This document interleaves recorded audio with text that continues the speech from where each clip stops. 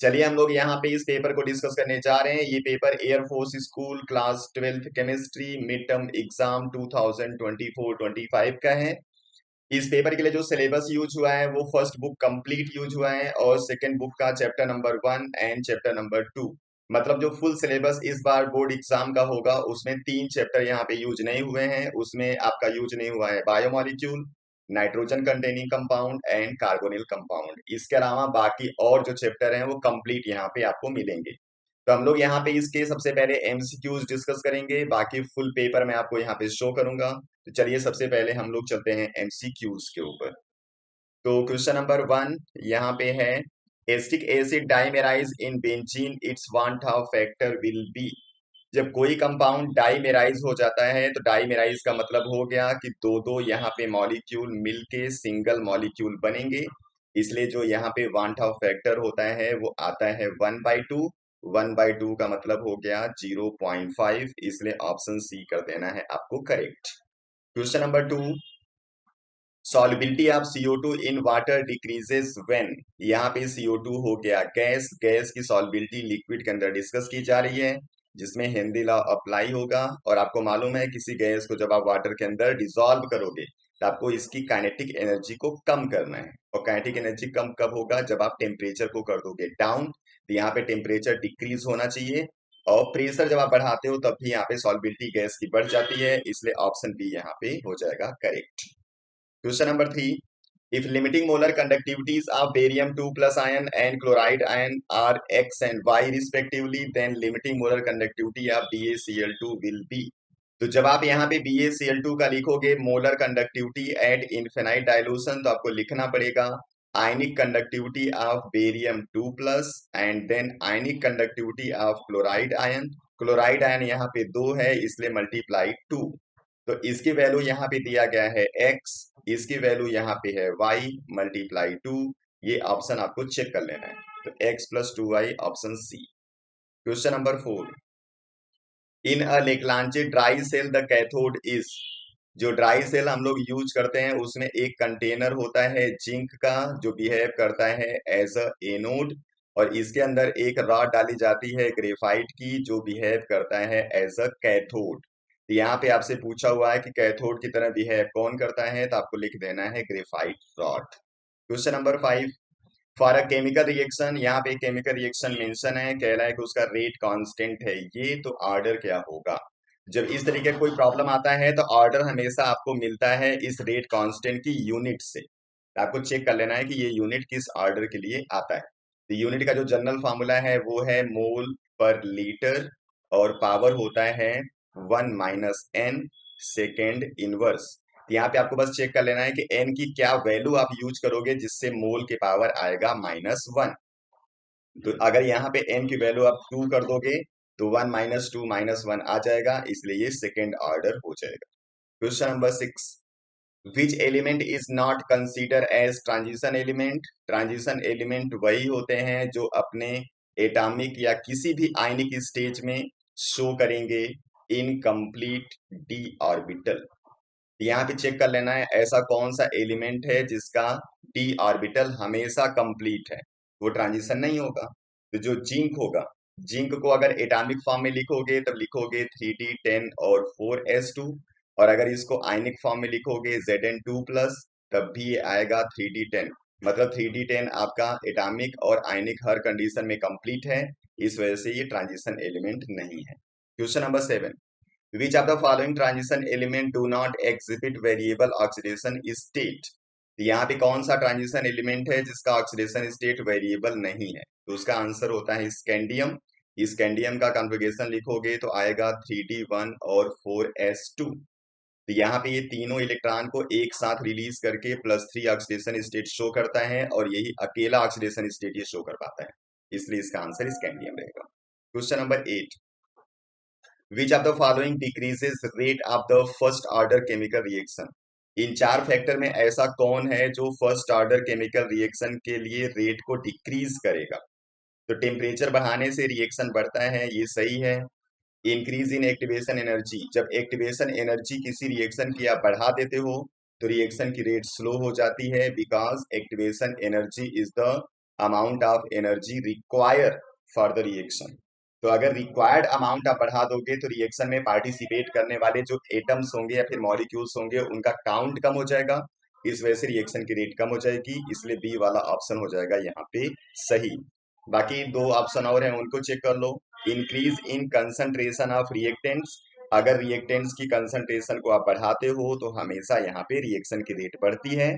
Increase in value of rate constant, rate constant का मतलब rate हो गया, दोनों डायरेक्ट प्रोपोर्शन में होते हैं, तो अगर रेट कांस्टेंट बढ़ेगा इसका मतलब रेट भी बढ़ेगा। ठीक है, इसलिए ऑप्शन बी है। Question number 9, optical isomerism is not shown by the complex, ऐसा कौन सा कॉम्प्लेक्स है जो ऑप्टिकल आइसोमेरिज्म शो नहीं करेगा। ऑप्टिकल आइसोमेरिज्म का मतलब क्या हो गया कि आपका एक कॉम्प्लेक्स जिसका आप बना सकते हो मिरर इमेज। ठीक है, तो जब आपके पास कोई कॉम्प्लेक्स होगा वो आपका कॉम्प्लेक्स होना चाहिए ऑक्टाहेड्रल और ट्रांसफॉर्म में अगर होगा तो उसका जो मिरर इमेज होता है वो सेम उसी के जैसा होता है, मतलब सुपर इम्पोजिबल होता है। और ऑप्टिकल आइसोमेरिज्म में जो दो फिगर आएंगे वो नॉन सुपर इम्पोजिबल होने चाहिए, इसलिए ट्रांस वाला non super imposable mirror image नहीं बनाता, इसलिए ये ऑप्टिकल आइसोमेरिज्म शो नहीं करता। सिस वाला बना लेता है, ये वाला भी इसका मिरर इमेज बन सकता है, इस वाले का भी मिरर इमेज बन जाएगा। Question number 10, major product obtained on reaction of 3 phenyl propene with HBr in presence of benzoyl peroxide. ये आपका रिएक्शन HBr के साथ एल्कीन का है, वो भी पेरोक्साइड के प्रेजेंस में है, तो ये एंटी मार्कोनिकॉफ रूल को फॉलो करेगा। तो आपका 3 फिनाइल प्रोपीन इस तरीके से होगा, CH2 CH double bond CH2। अब इसका रिएक्शन HBr के साथ कराओगे इन प्रेजेंस ऑफ पेरोक्साइड, तो जो इसका नेगेटिव पार्ट है उस कार्बन पे जाएगा जहां पे हाइड्रोजन ज्यादा होगा, इसलिए जो फाइनल प्रोडक्ट आएगा वो आपका आ जाएगा इस तरीके से CH2 CH2 CH2 Br, यानी 1 ब्रोमो 3 फिनाइल प्रोपेन आ जाएगा, तो ऑप्शन बी हो जाएगा correct. Question number 11, alkyl halide having highest dipole moment, dipole moment ज्यादा शो करने के लिए बॉन्ड के अंदर पोलैरिटी ज्यादा होना जरूरी है, और यहाँ पे पोलैरिटी ज्यादा होने के लिए इनके बीच में इलेक्ट्रोनेगेटिविटी का डिफरेंस होना बहुत जरूरी है, और जितना ज्यादा डिफरेंस यहाँ पे होगा पोलैरिटी उतनी ही ज्यादा होगी। तो यहाँ पे मिथाइल ग्रुप सब में तो सेम हो गया, मतलब कि एक एटम हो गया फिक्स। अब आपको यहाँ पे चेक कर लेना है कौन सा एलिमेंट है जो ज्यादा इलेक्ट्रोनेगेटिव है, तो फ्लोरीन आपको सबसे ज्यादा इलेक्ट्रोनेगेटिव दिख रहा है, इसलिए फ्लोरीन और कार्बन के बीच में जो बॉन्ड होगा वो सबसे ज्यादा पोलर होगा। ठीक है, question number 12, N alcohol x on reaction with Lucas reagent produce turbidity immediately. तो कह रहा है कि एक्स यहाँ पे क्या है, ल्यूकास रिएजेंट का आपने रिएक्शन पढ़ा हुआ है एल्कोहल के साथ, जिसमें से 1 डिग्री एल्कोहल रिएक्शन शो नहीं करता, 2 डिग्री रिएक्शन शो करता है, लेकिन टर्बिडिटी आती है आफ्टर सम टाइम, और जो 3 डिग्री एल्कोहल है वो एट वंस टर्बिडिटी क्रिएट कर देता है। अब यहाँ पे कह रहा है कि टर्बिडिटी तुरंत आ रहा है, इसलिए आपको चेक कर लेना होगा कि एक्स आपका टर्सियरी होना चाहिए, तो इथेनॉल नहीं चलेगा, प्रोपेन 1 ऑल ये भी नहीं चलेगा, आइसोप्रोपाइल एल्कोहल और 2 मिथाइल प्रोपेन 2 ऑल। तो 2 मिथाइल प्रोपेन 2 ऑल का अगर स्ट्रक्चर बनाओगे तो प्रोपेन हो गया 3 कार्बन, दूसरे पे मिथाइल ग्रुप, दूसरे पे OH, ये वाला आपको कार्बन टर्सियरी दिख रहा है, यानी एल्कोहल टर्सियरी है, इसलिए ऑप्शन डी। ठीक है, चलिए अब इसके बाद 4 क्वेश्चन आपके पास एसर्शन रीजन के हैं, उनको देख लीजिए। क्वेश्चन नंबर 13 में एसर्शन है carbon oxygen bond length in phenol is slightly smaller than same bond length in methanol. जब आप बेंजीन के साथ OH ग्रुप लगाते हो तो O के ऊपर जो लोन पेयर होता है वो शिफ्ट होता है बेंजीन की तरफ, क्योंकि यहाँ पे डीलोकलाइजेशन ऑफ इलेक्ट्रॉन होता है, जिसकी वजह से इसके रिजोनेटिंग स्ट्रक्चर के अंदर ऑक्सीजन और कार्बन के बीच में आ जाता है डबल बॉन्ड कैरेक्टर। ठीक है, यहाँ पे नेगेटिव चार्ज, यहाँ पे पॉजिटिव चार्ज। ठीक है, और डबल बॉन्ड का मतलब हो गया बॉन्ड लेंथ छोटा। और अगर यहाँ पे आप लेते हो मीथेनॉल तो यहाँ पे कोई भी शिफ्टिंग इलेक्ट्रॉन की नहीं होती, इसलिए सिंगल बॉन्ड रहता है, इसलिए पहला वाला जो एसर्शन है वो बिल्कुल करेक्ट है, फिनॉल के अंदर जो बॉन्ड होता है थोड़ा सा स्मॉलर होता है। रीजन कह रहा है कि in phenol carbon two which oxygen is attached is sp3 hybridised. यहाँ पे आपने क्या किया हुआ है, बेंजीन के साथ अटैच किया हुआ है OH, ये वाला डबल बॉन्ड है, सिंगल बॉन्ड है। इस कार्बन पे जो आपको सिग्मा कोवेलेंट बॉन्ड मिलेगा वो केवल 3 मिलेगा, और 3 का मतलब हाइड्रेशन हो गया sp2। तो यहाँ पे हाइड्रेशन sp3 आता नहीं है, इसलिए असर्शन ट्रू है और रीजन है फॉल्स। ऑप्शन आप लोग चेक कर लेना। क्वेश्चन नंबर 14, असर्शन है ये कॉम्प्लेक्स मोर स्टेबल है इस वाले से। ये बिल्कुल करेक्ट है, क्योंकि यहाँ पे जो ऑक्सिलेट आयन है ये बनाता है यहाँ पे चीलेट फॉर्मेशन, मतलब कि सीओ के साथ रिंग फॉर्म करेगा, क्योंकि ये है बाइडेंटेट लिगेंड। और जब कहीं पे चीलेशन होता है तो वो उसकी स्टेबिलिटी को बढ़ा देता है। रीजन में कह रहा है कि जो कॉम्प्लेक्स है वो चीलेट कॉम्प्लेक्स है, बिल्कुल करेक्ट है, और इसका रीजन भी है। तो आपको लिख देना है असर्शन रीजन दोनों ट्रू हैं और उसका करेक्ट एक्सप्लेनेशन है, और ये ऑप्शन शायद ए होता है, इसलिए A. Question number 15, zirconium and hafnium exhibit similar property. बिल्कुल करेक्ट है, क्योंकि यहाँ पे दोनों का साइज एक जैसा होता है, और साइज एक जैसा होता है तो वहां पे प्रॉपर्टीज भी एक जैसी आ जाती हैं। रीजन कह रहा है 4f electron show poor shielding effect which causes lanthanide contraction. यहाँ पे सही है, 4f की वजह से पुअर शील्डिंग इफेक्ट होगा। पुअर शील्डिंग इफेक्ट होगा इसी वजह से न्यूक्लियस और आउटर इलेक्ट्रॉन के बीच में अट्रैक्शन बढ़ जाता है और साइज हो जाती है छोटी। उसी को हम लोग लेंथेनाइट कॉन्ट्रैक्शन बोलते हैं, and due to lanthanide contraction the size of zirconium and hafnium are same. मतलब यहाँ पे सिमिलर प्रॉपर्टी के लिए ये रिस्पॉन्सिबल है, और यहाँ पे इसका एक्सप्लेनेशन है। इस वजह से आप लिख दोगे दोनों करेक्ट हैं और करेक्ट एक्सप्लेनेशन भी है। Question number 16, aquatic species are more comfortable in hot water in comparison to cold water. ये बिल्कुल गलत है।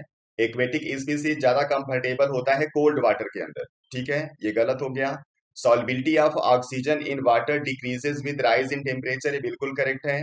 जब आप टेम्परेचर को बढ़ा देते हो तो किसी गैस की सॉल्बिलिटी वाटर के अंदर डिक्रीज हो जाती है, और इसी सॉल्बिलिटी के कम होने की वजह से ही ये हॉट वाटर के अंदर कंफर्टेबल नहीं रहता। तो यहाँ पे आपको लिख देना है असर्शन है फॉल्स और रीजन है ट्रू, ठीक है। ये तो हो गए यहाँ पे एमसीक्यूज। बाकी प्रॉब्लम्स आपको मैं शो कर देता हूँ, इसको देख लीजिए। सेक्शन बी, ये क्वेश्चन नंबर 17 दिया गया है, सोल्यूशन चैप्टर से ऑस्मोसिस का हिसाब है यहाँ पे। उसके बाद क्वेश्चन नंबर 18, इसका आर पार्ट भी है। Then question number 19, question number 20, 21, then question number 22 section C, 23, 24, 25 D block से दिया गया है यहाँ पे। ये बड़ा कॉमन सा प्रॉब्लम है, थर्ड वाला बहुत पूछता है आपसे। देन यहाँ पे रिएक्शन कंप्लीट करना है, रिएक्शन बहुत आसान है ये। उसके बाद क्वेश्चन नंबर 26 ऑर्गेनिक से है। 27 न्यूमेरिकल हो गया काइनेटिक से। 28 ये भी आपका काइनेटिक से है। उसके बाद सेक्शन डी आ गया, क्वेश्चन नंबर 29, ये केस बेस्ड प्रॉब्लम है, पहला ऑर्गेनिक से दिया गया है, ये उसी का पार्ट है। देन क्वेश्चन नंबर 30, ये आपको दिया गया इलेक्ट्रोकेमिस्ट्री से, ये इसके क्वेश्चंस हैं, इसको आप देख सकते हैं, ये न्यूमेरिकल वहां से। और उसके बाद है यहाँ पे सेक्शन ई, ये इन्होंने कोऑर्डिनेशन कंपाउंड से दिया हुआ है, इतने सारे प्रॉब्लम। उसके बाद क्वेश्चन नंबर 32 न्यूमेरिकल है यहाँ पे सोल्यूशन चैप्टर से। उसके बाद उसका आर पार्ट है, ये भी सोल्यूशन से न्यूमेरिकल है, ये पूरा सोल्यूशन से ही प्रॉब्लम है।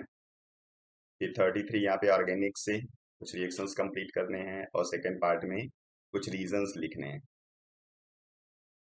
उसके बाद यहाँ पे ऑर्गेनिक से ही ये रिएक्शन पूरा करना है 3, और ये हो गया कंप्लीट पेपर, ठीक है। चलिए नेक्स्ट वीडियो में फिर आएंगे हम लोग दूसरे प्रॉब्लम के साथ। आप लोग पढ़ते रहिए, अपना ख्याल रखिए, थैंक यू।